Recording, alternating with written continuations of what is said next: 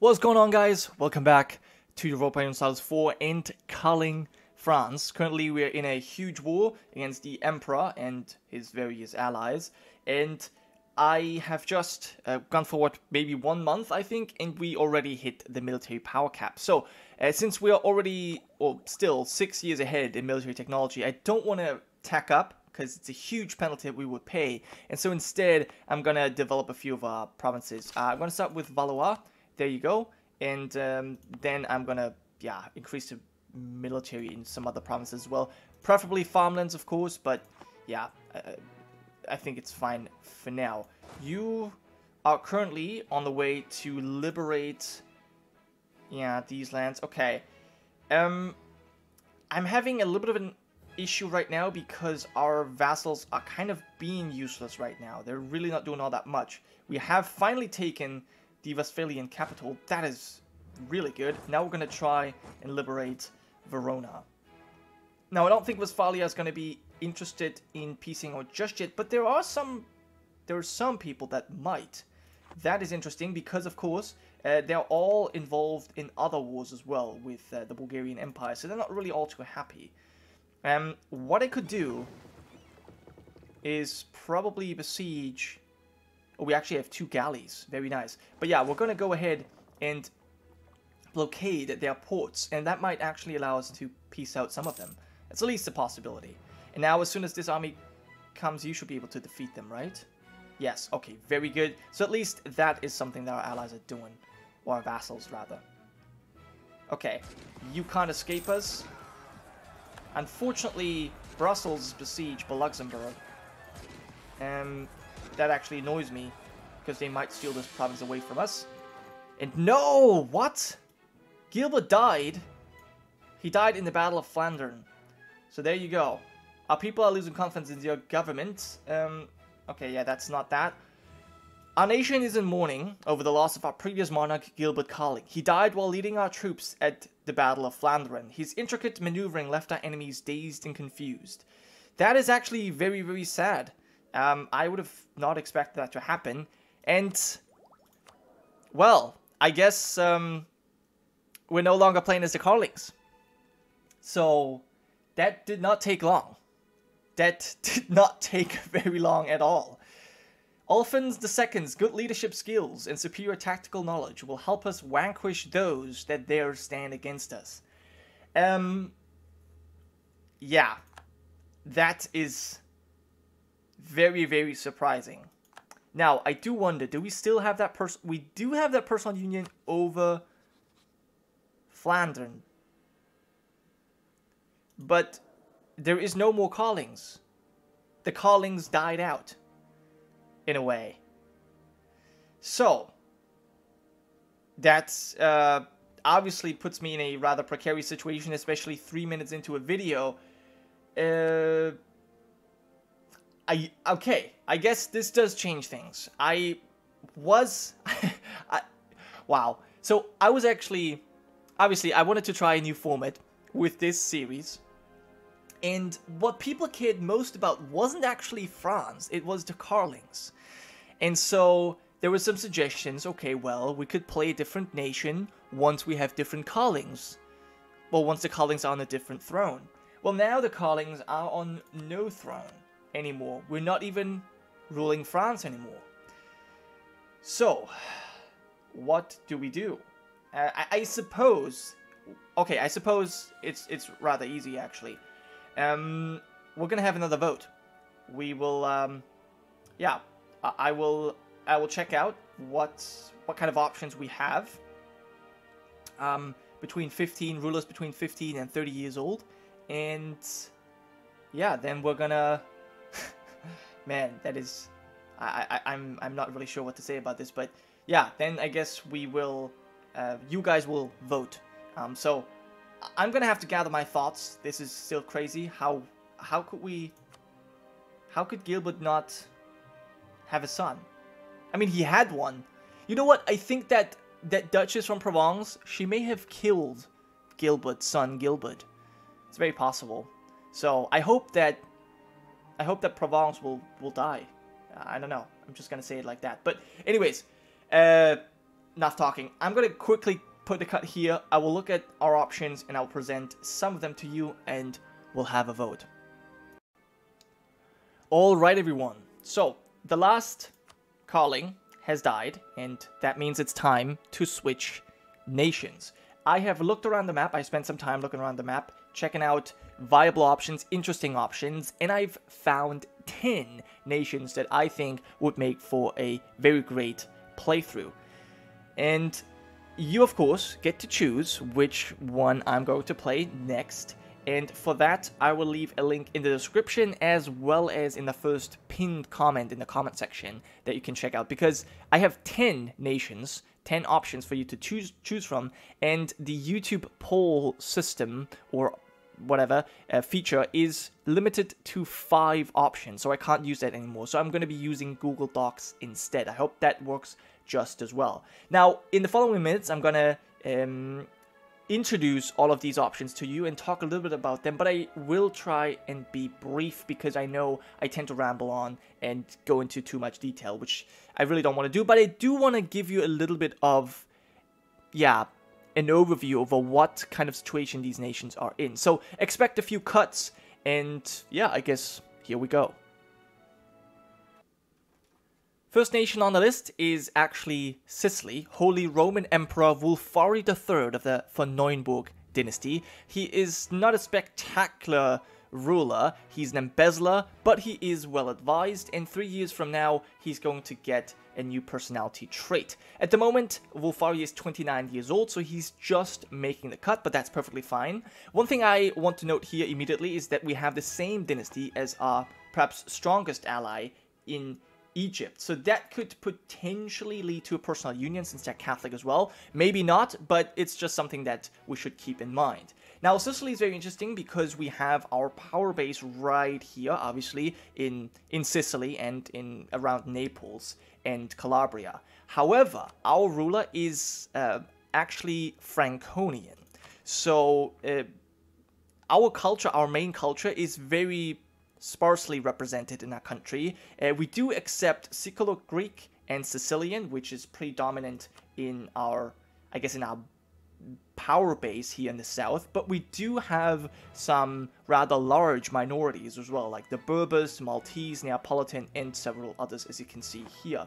Generally, as I said, we have a power base here, and we have just increased our influence in North Africa, but we do have other provinces throughout the empire, like Friuli, Modena, Lotharingia, and I think even up here, Sternberg, right in northern Germany. So quite diverse provinces, but as I said, our power base is centered around Italy.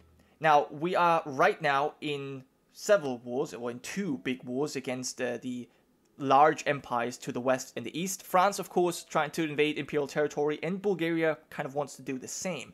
And at the moment, it seems as if we're going to lose both of these wars, but they are perfectly winnable if we just have a quick look at the total troops. Now, of course, this is split up or divided amongst the various different nations, so it's going to make it very difficult to win, but it's not impossible. If we win some really good wars, it is very possible to win against France. As you can see here, we actually have more troops, and with Bulgaria, we have slightly less troops, but still, I think it is possible that we win if we play our cards right.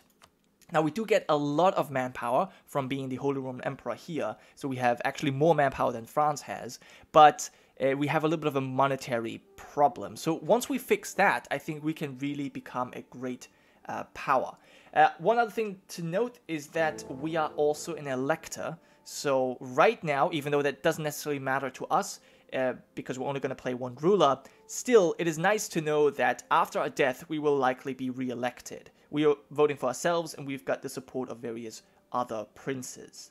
The next candidate is actually just moving up a little bit in Italy, because it is Queen Electress Stefania Pirovano of Tuscany. She is a much more decent ruler, a navigator, and an obsessive perfectionist, which means she tries to avoid ugly map borders. She's 25 years old, so she's perfectly within the range, and currently we are in a war against Spoleto, but just Spoleto, and we are basically, yeah, we're already besieging the Spoleto capital in Brescia, which is also the only province that we really want. So once we've taken that over, we can probably peace out. Now, we have our power buys centered around Tuscany, obviously, with a capital in Florence, but we do have Sardinia, Corsica under control as well, and more provinces in northern Italy. We also have holdings here in Slovenia, and we do actually have a province in northern Germany as well, but those are outliers and don't really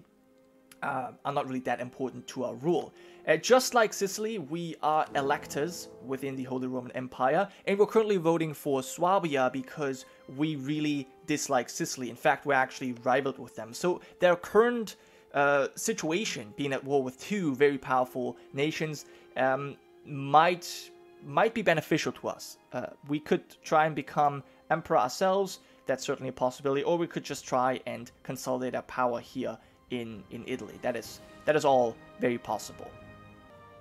We're not leaving the Holy Roman Empire just yet, because the third option is another elector, Prince Elector Charles Wroswek, or something close to that, I hope anyways.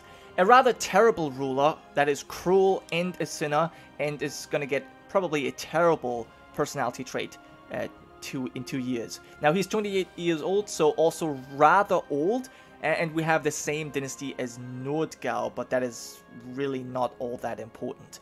Brandenburg is a rising nation, I guess. As I said, we are an elector in the Holy Roman Empire. Currently, we're voting for Sicily, but we can always try and get the crown ourselves, just like Tuscany. That's certainly possible. We have our power base, obviously, centered around Brandenburg here, but we do have some very, important exclaves, like here in the northern Bavaria area. We have lands in Switzerland, and even here in the Low Countries, and in, around Aachen, and so on and so forth. Now, one thing that's very interesting to note is that our ruler is actually Czech. So that is interesting because most of our land, as you can see, 25% of the provinces we hold are Pomeranian and 25% are Saxon, and then we have a huge minority of Swiss and Swabian, so and Dutch as well. So this could also become a problem, especially as a cruel ruler. I could see us trying to culture convert at least the provinces that we do not accept, at least the cultures that we do not accept. That's of course very possible. And you've already seen that we have tons of claims here in the east, and we have even more missions that will slowly make us or transform our nation into Prussia. That is, of course, one thing that we can go for. We're not going to be able to really achieve that, I don't think, because for Prussia, I'm pretty certain that we'll have to be Protestant or something like that. So, still, we can set this country up to become Prussia in the future. That's certainly possible. And as I said, we can always try and become emperor ourselves. We are leaving the Holy Roman Empire now, but we're not yet leaving Europe, because another option is Denmark. King Ragvald Kamban. He is, also not really a great man. He's a navigator, he's indulgent, and 3 years from now he's going to get another personality trait. 28 years old, so once again, on the older end, but still perfectly within the range.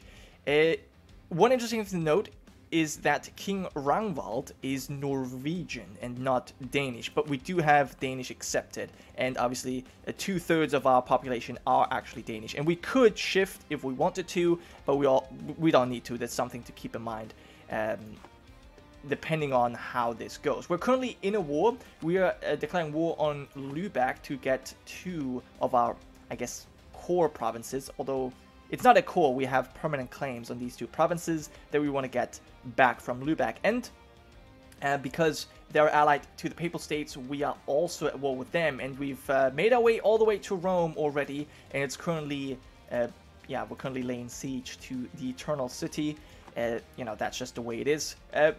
This war is probably going to be over very soon. We don't really necessarily want anything from the Pope, but we are going to get these provinces. And then we have tons of claims. So the Obotrithia, they hold a lot of lands that we want. We have the potential to expand into Poland here, and yeah, sort of German area. We obviously have a lot of claims on Sweden, we have claims on Norway, and here in Finland, and even in the Baltic. So yeah, a great many ways of expansion. We have the Bulgarian Empire as our ally, so I think defensively we're very well set up. And yeah, as a navigator, I think that maybe as Denmark, if we get the chance, we could try and become an explorer or go for exploration. That's a possibility that really kind of depends if we maybe get Iceland under control, but it's something that I could imagine would be interesting for Denmark.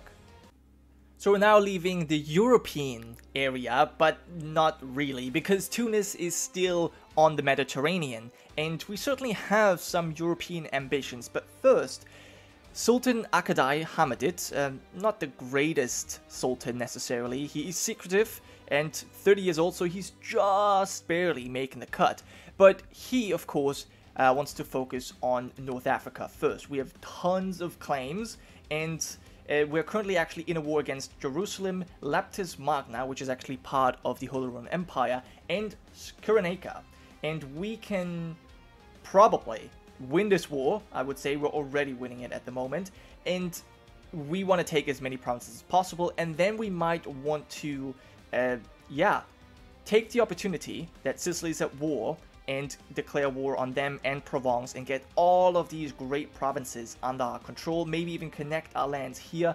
That would be exceptional, and that would make Tunis, yeah, a power force to be reckoned with again. Now, once the Hamidids actually ruled the Empire of Carthage in CK2. That was a very long time ago, but this is obviously where all of these claims are coming from. So we have huge potential for expansion. We're allied to Morocco, so to the west, I guess we will have no issues, no one that will really annoy us. And, well, to the east, Egypt is very involved with Sicily, so we're going to have to fight them no matter what. But, yeah, great potential for expansion, and, yeah, not really much else, I guess, at the beginning. But that's certainly interesting, and I'm actually kind of pumped to do this. Now, of course, we shouldn't forget that Tunis is Sunni, and so there's a lot of conversion that we need to do, and we've been the bulwark, the Muslim bulwark, that is really the only nation that has actually survived through all the crusades. So if we can actually retake these lands and make the Sunnis great again, well, I mean, that would be quite a feat for sure. Nation number 6 on the list is Mongolia, the superpower. We're the second strongest or the second greatest power in the world right now after Ming, and in terms of development we're very, very close behind them, but we do have a huge amount of problems. Now, first of all, we should have a quick look at our institutions. We still do not have feudalism embraced, and it's not going to happen during well, during the lifetime of our current ruler. Our current ruler is Kagan Ambagi III of the Nirgui house. He is a terrible administrator, a decent diplomat, and a also rather decent commander. He is careful, so aggressive expansion is reduced, and I believe we are not in a position to actually expand much. His heir is very promising, but of course we're not really going to play that. Right now we have a few issues. As you can see, we have some rebels. We're also in a war against Kiev, which we're currently winning, but I'm not sure if we're really going to be able to do this and be successful here, because we have a huge penalty. We are actually bankrupt. So that's going to, well, it's giving us all kinds of negative modifiers, as you can see here. Probably the worst is the minus 50% army morale. So this is going to make fighting battles incredibly difficult. Now, in terms of culture, we're actually doing pretty well, I would say, because we're an empire rank. This gives us quite a few bonuses. There's a lot of cultures that we accept automatically. But our stability is very low, our prestige is very low, and our horde unity isn't really all that high either.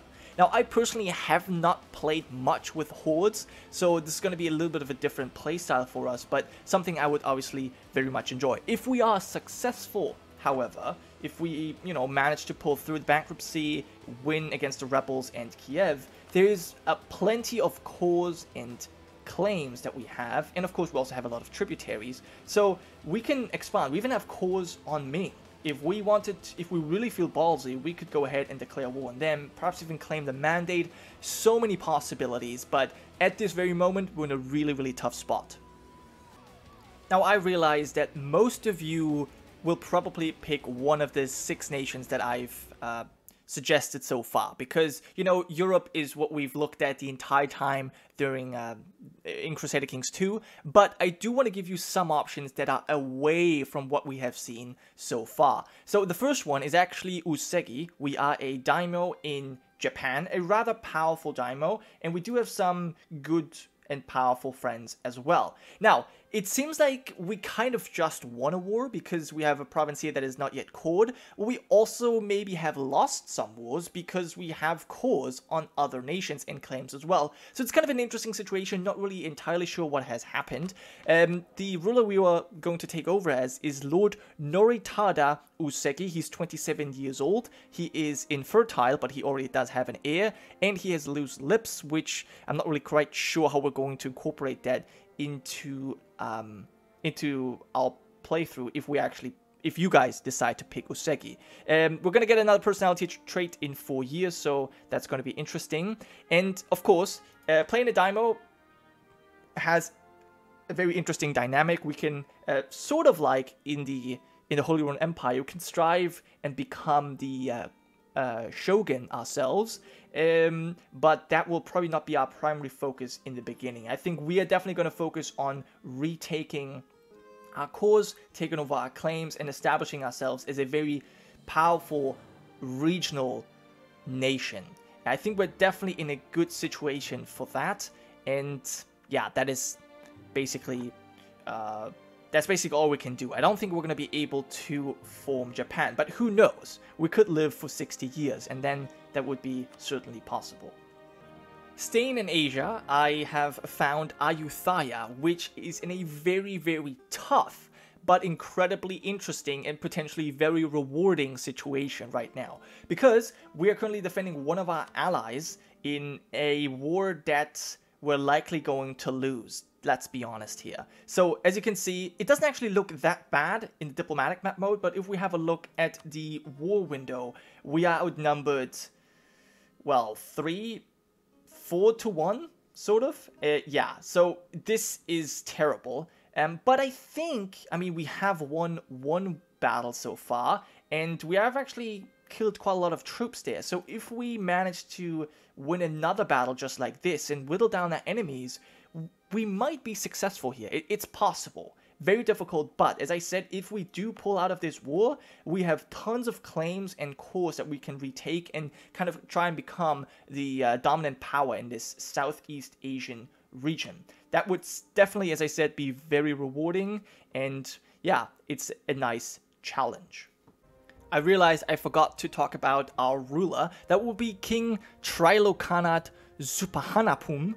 He is an exceptional administrator, and well, he's alright in diplomacy and military. He's a scholar, and in 1 year we're going to have another personality trait. He's 29 years old, so once again, just making the cut, but that is perfectly fine. I think in terms of cultures, we don't really have any issues. We can actually promote a lot more cultures, so Khmer could easily be accepted if we wanted to.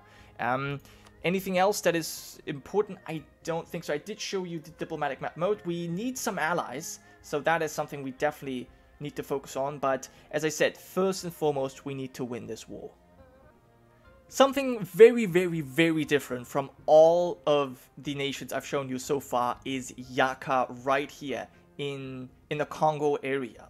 Now, as you can see from the diplomatic map mode, we're already starting off in a war. But before I go into detail about this, I do want to show you why I've picked this nation. Queen Zodi I is a 666 ruler. So she's amazing. Great potential, 21 years old or young. A babbling buffoon, which is a little bit unfortunate, but the rest is obviously amazing. So we've got hopefully a long life ahead of us, and we've got a great potential of becoming a dominant force here. Now, this war right now is a defensive war. Congo has declared a war, and we have already captured their capital. So, if we manage to organize our troops in a useful manner, defeat the Congo and their allies, we can get some of our claims and become the dominant power in this region. Now, one thing I should mention is that if we somehow get feudalism embraced in our nation, we're very quickly also going to catch up with the Renaissance, because the Renaissance obviously spawned in Africa. So, we really have the potential to become a very powerful nation here, at least a powerful regional power, and that will obviously have to be put in perspective once the Europeans or others arrive, but it could be very interesting. As I said, there's a chance to place a 666 ruler. I kind of want to take that chance. And finally, there are the Aztecs. So this is the the American candidate, I guess. We've got a candidate from all the continents except for Australia, of course. And the Aztecs are very interesting because, well, they're well known. I've never actually played as them, and they've got some very interesting dynamics. So their religion has some interesting mechanics. You can reform the religion, but you have to be careful that you do not hit the doom counter. So definitely something I'm personally interested in. Checking this out. We can, just like Yaka, we can try and become a regional power here. And depending on how long we live, there's a chance that we even encounter some Europeans, although that is rather unlikely. Our ruler is not great. Tlautani Ayaksakatl Akamapichli. Yeah, 20 years old and a naive enthusiast. So, as I said, not really all that great. We do have a subject right now that does not like us and is very disloyal, and we need 5 vassals in total in order to get one of these reforms. So we're not going to be able to reform the religions, but we might be able to get 1, potentially even 2 of these reforms done, and that would obviously be great. Right now, we don't have any cause or claims. We're in a very stable diplomatic situation, so we can really go ahead and plan our expansion. So those were the 10 options of nations that you can choose from. As I said, I'll leave a link to that to the vote in the description and in the first comment in the comment section.